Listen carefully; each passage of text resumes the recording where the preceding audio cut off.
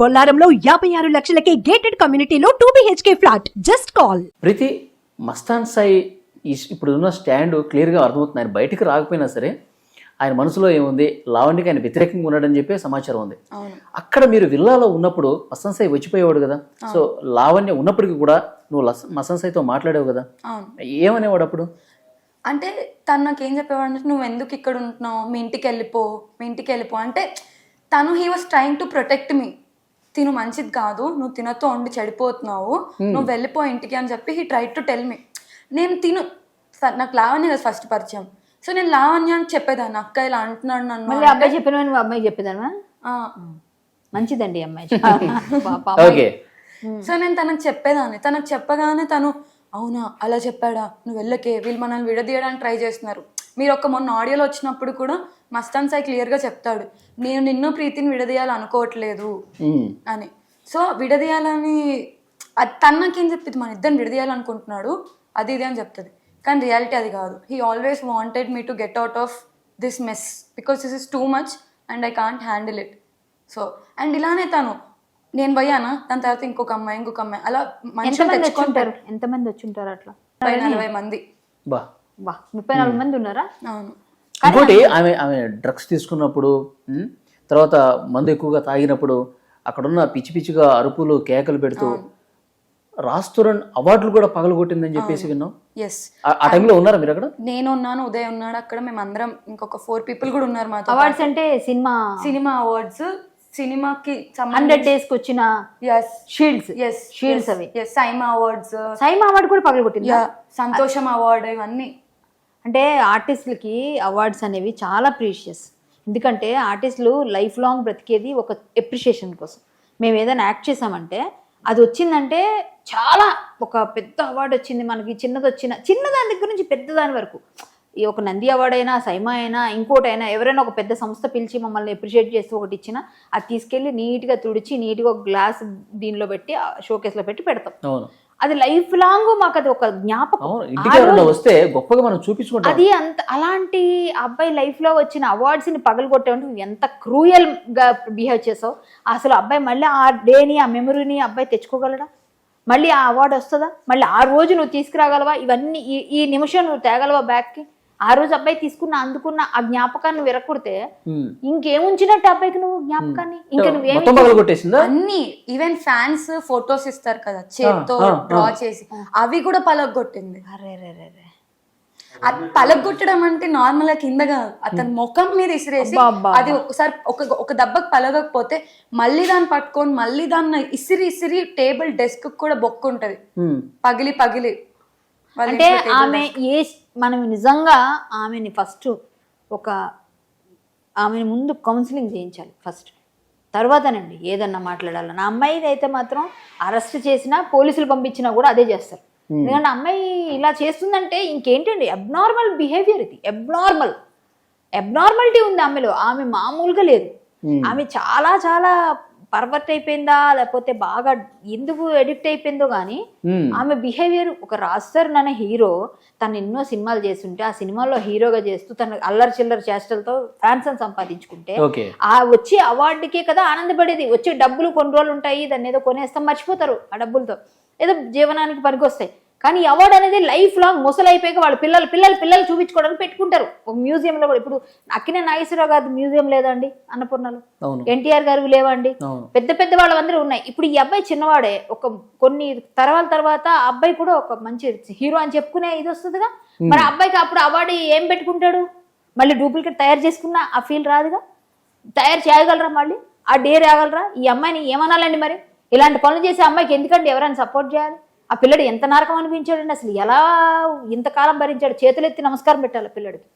వీళ్ళందరికీ కూడా ఎలా సహజీవనం చేశారు ఆమెతో నీళ్ళు, అంతే కదా. ఈ అమ్మాయి కూడా సహజీవనం చేసింది. ఈ 4 సంవత్సరాలు, 2 సంవత్సరాలు, 3 సంవత్సరాలు అందరూ కలిసి ఉన్నారంటే సహజీవనమే కదా. అంటే అమ్మాయి కలిసి ఉన్నా అది అంతే కదా, కలిసే ఉన్నారుగా. సో దాని అర్థం ఏంటి? ఆమె అట్లా వీళ్ళందరినీ బాండింగ్ పెట్టుకొని, వీళ్ళందరినీ కలిసి పెట్టుకొని పట్టుకొని బయటికి వెళ్ళనివ్వకుండా, ఒక సింహం బోన్లోకి వెళ్తే చిట్టెలుక బయటికి రాకుండా ఎలా అయితే ఉంటుందో, ఈ అమ్మాయిని సింహంతో పోల్చిన నన్ను సింహం అని ఫీల్ అయిపోద్దాం. అది కాదమ్మా, ఇక్కడ నీకు అంటే అంటే అంత ప్రమాదకరం అని. ప్రమాదకరం క్రూరమైన జంతువు ఏది అంటే సింహం అంటాం. ఒక విధంగా సింహం, పులి ఇవేగా చెప్పేది మనం. క్రూరమైన మనస్తత్వం ఉంది కాబట్టి ఈ చిట్టెలకలు లాంటి వాళ్ళందరినీ 20-30 మందిని గ్యాదర్ చేసి ఒకళ్ళ తర్వాత ఒకళ్ళని వీడియోలు తీసి పెట్టుకొని మీరు ఎవరైనా నా గురించి చెప్తే బయటకు వదులుతా.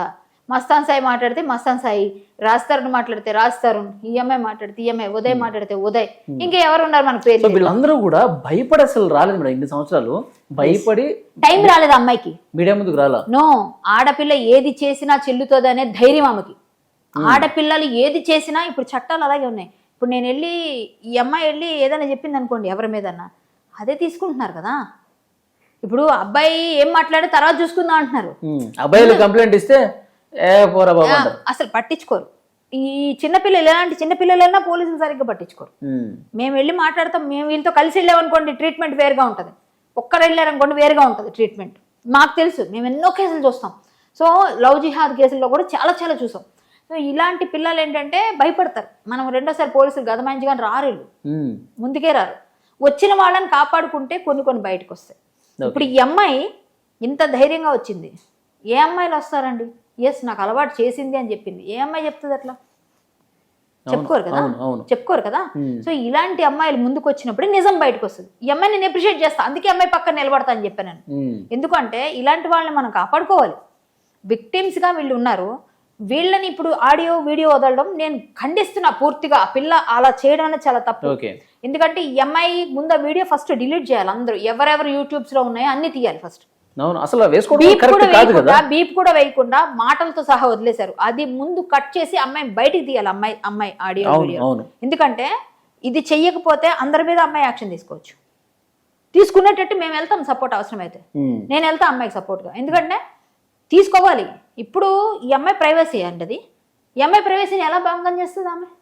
సరే నేను ఇప్పుడు చేయలేదు, ఏదో సంవత్సరంలో చేసా, అసలు నాకు ఎవరో గుర్తులేరు అంటుంది ఆమె. ఆమె ఆమె అర్థమవుతుంది కదా మనకి, అమ్మాయి చెప్తున్న మాట. ఇప్పుడు ఆమె మారడానికి అవకాశం మనం ఇవ్వాలి. ఇప్పుడు అమ్మాయి బాగుపడుతుంది అంటే ఇప్పుడు అమ్మాయికి మనం మా అమ్మాయి చేయి పట్టుకోవాలి వదలకుండా. ఇప్పుడు కదా మనం సపోర్ట్ చేసినట్టు ఒక అమ్మాయికి. ఇప్పుడు లావణ్యకి వ్యతిరేకంగా మీడియాకి వచ్చి మాట్లాడిన తర్వాత ఎవరో మనుషుల్ని పంపించి బెదిరించే కార్యక్రమం చేస్తున్నారు. అవును, ఎవరు వాళ్ళు అంటే తనకి నా ఇంకొక అమ్మాయి సపోర్ట్ చేస్తుంది. తను నా ఫ్రెండ్ అన్నమాట. నా ఫ్రెండ్ని కూడా తన వైపు గుంజేసుకొని తన సపోర్ట్ తీసుకొని నా ఫ్రెండ్ వాళ్ళ బాయ్ ఫ్రెండ్ని మా దగ్గరికి పంపిస్తున్నారు. ఎందుకు? అసలు మేమేం చేద్దాం అనుకుంటున్నాం, మా నెక్స్ట్ స్టెప్ ఏంటి? సో వాళ్ళే మమ్మల్ని ఆపేస్తున్నారు అనమాట. మీరు వెళ్ళి కేసు వెనక్కి తీసేసుకోండి, తీసేసుకోండి. నువ్వెవరు అని చెప్పండి, అడగండి. నేను విన్నాను వీళ్ళ మాటలు. ఎందుకంటే బేసిక్ గా నేను ఉదయ్ ఎక్కడ ఉంటున్నాం అనేది ఎవరికి తెలియదు. ఈవెన్ మా పేరెంట్స్ కి కూడా తెలియదు. మేము చాలా సెక్యూర్ గా ఉన్నాం అనుకుంటున్నాం. ఎందుకంటే మొన్నే తన మీడియాలోకి వచ్చి చెప్పింది వీళ్ళిద్దరికి కూడా చెప్పు దెబ్బలు పడతాయని చెప్పి. సో మేమిద్దరం సేఫ్ గా ఉండాలనుకుంటున్నాం. ఏం భయపడకండి, మీరు చేసింది ఏం తప్పులేదు, మీరెవరు భయపడాల్సినంత తప్పేం చేయలేదు. ఎవరు వస్తారో వాళ్ళ ఫ్రెండ్స్ అందరినీ రమ్మనండి, మేము ఇలాగే ఉంటాం, మేము విత్డ్రా చేసుకోమని చెప్పండి, స్ట్రైట్ గా చెప్పండి. నో అసలు నాకు శేఖర్ బాషా గారు పెప్పర్ స్ప్రే ఇవ్వడం జరిగింది. నేను ఎక్కడికి వెళ్ళినా పెప్పర్ స్ప్రే పట్టుకొని క్యారీ చేస్తున్నాను. So I want to tell anyone also, అందరికి నేను ఒక విషయం చెప్పాలనుకుంటున్నా. నాకు ఎవరు కాల్ చేసినా, ఎవరు మెసేజ్ చేసినా నేను ప్రతి ఒక్కటి రికార్డ్ చేసుకుంటున్నా గత 5 రోజుల నుంచి. ఓకే, అన్ని కాల్స్ రికార్డ్ అయ్యాయి, అన్ని మెసేజెస్ రికార్డ్ అయ్యాయి, విత్ స్క్రీన్ రికార్డింగ్ నా దగ్గర ఉన్నాయి. సో ఇంకా మీదట నన్ను ఇలానే బెదిరించాలని ఎవరైతే అనుకుంటున్నారో, I'm telling you everything is recorded in my phone. So it's better unnecessary మీరు వచ్చి ఇందులో ఇన్వాల్వ్ అయ్యి మళ్ళీ నేను మీ మీద డైవర్ట్ అయిపోయి కేసు ఏది నాకు లావణ్యకి, మీరు మధ్యలో వచ్చి నన్ను డైవర్ట్ చేసి నా వీడియోలు తిరిగి నాకే పంపించి డైవర్ట్ చేయకండి. This is what I want to tell everyone. Final గా కళ్యాణ్ గారు, లావణ్యకి ఏం మెసేజ్ ఇద్దాం అనుకున్నారు ఇదంతా చూసిన తర్వాత? లావణ్య మారాలండి.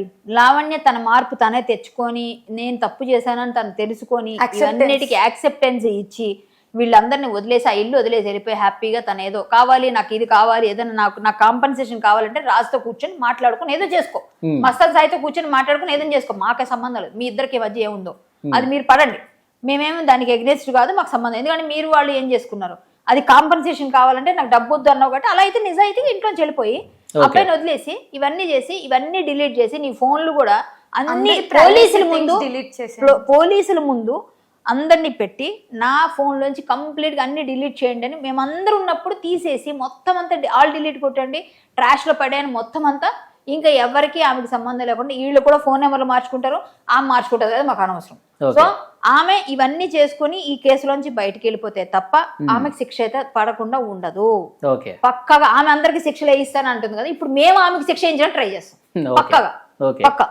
సో అది మొత్తానికైతే లావణ్య, ప్రీతి, ఉదయ్ వీళ్ళిద్దరూ ఎప్పుడైతే మీడియా ముందుకు వచ్చి కొన్ని ఆధారాలు చెప్పారో ఆ తర్వాత రోజు నుంచి విపరీతంగా కాల్స్ చేయడం, మెసేజ్ చేయడం, బెదిరింపు చేస్తున్నారు. ఇది మంచి పద్ధతి కాదు అని చెప్తున్నారు. సో ఈసారి నుంచి ఎవరు బెదిరించినా, ఫోన్లు చేసినా, మెసేజ్ చేసినా అవన్నీ నేను రికార్డుగా పెట్టుకుంటానని చెప్పి ప్రీతి చెప్తుంది. అలాగే లావణ్య తన తీరు మార్చుకోవాలి, తన ప్రవర్తన ఇప్పటికైనా మార్చుకుంటే మంచిదని కరాటే కళ్యాణ్ గారు ఒక మెసేజ్ ఇచ్చిన పరిస్థితి మనం చూసాం. చూద్దాం ఇక భవిష్యత్తులో ఈ కేసు ఎలా ఉంటుందో.